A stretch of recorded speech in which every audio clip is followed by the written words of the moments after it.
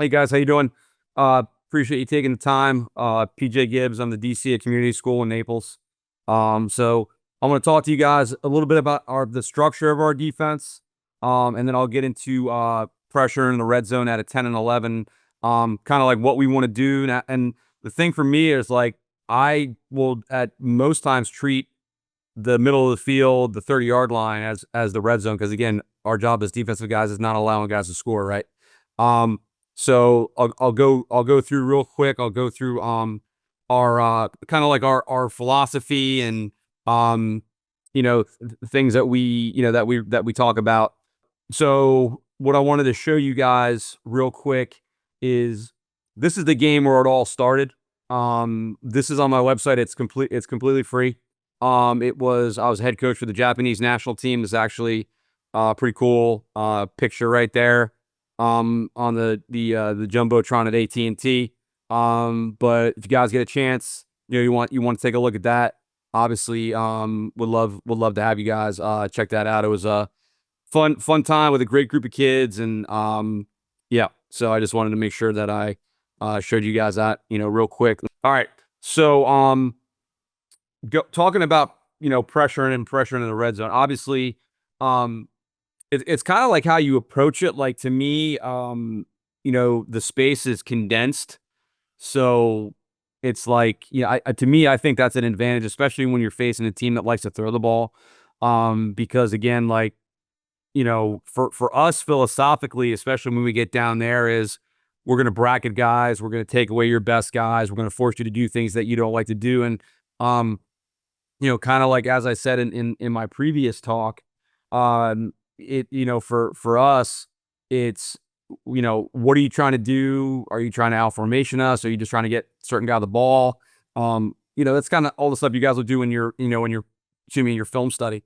But I really think that kind of how we develop stuff over the years has been pretty successful. I've had some great mentors. Coach Don Brown's a big mentor of mine, and I actually be working with Coach at the youth camp that I'm running tonight. So it'll be really good to see him and kind of chop it up with him a little bit. And so it's just a good deal. Okay. So this red zone pressure for us, this is called tilt.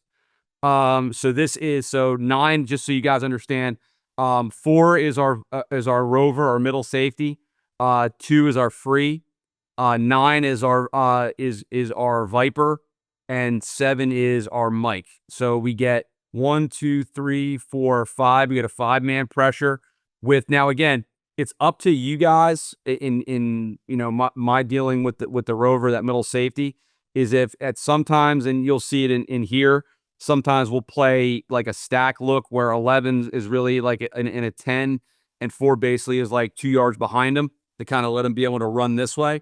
But I like this if you're going to get a running athletic quarterback and you get a lot of that zone read, because to me, 7 is your dive player, 9 is your Q player. Now, what you might do, and what we've done in the past, is put 9 here, the viper, and make the rover the quarterback player, just depending on kind of your film study and your film breakdown.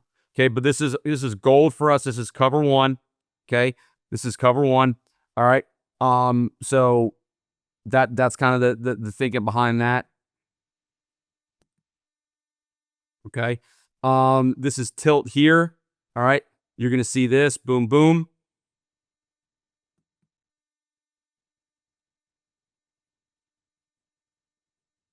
Okay. Daniel does a good job there on the back end there.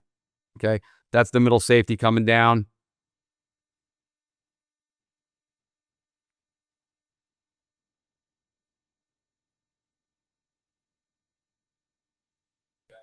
Yeah, does a really good job.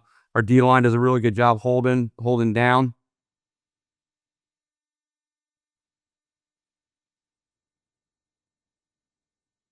Gets a little flatter there. And that's one thing I'll say with our edge stuff, guys, is like one thing we really need to do a good job of during the week is drawing that flat down the line. It's the same thing you talk to your D lineman, man. All right, you don't want to get too far upfield, all right, because you're gonna get trapped or you're gonna run by the guy. Like we always use like a 1.5 yard cone, okay, for that. So Again, for us, it's just, constantly drilling, drilling, drilling.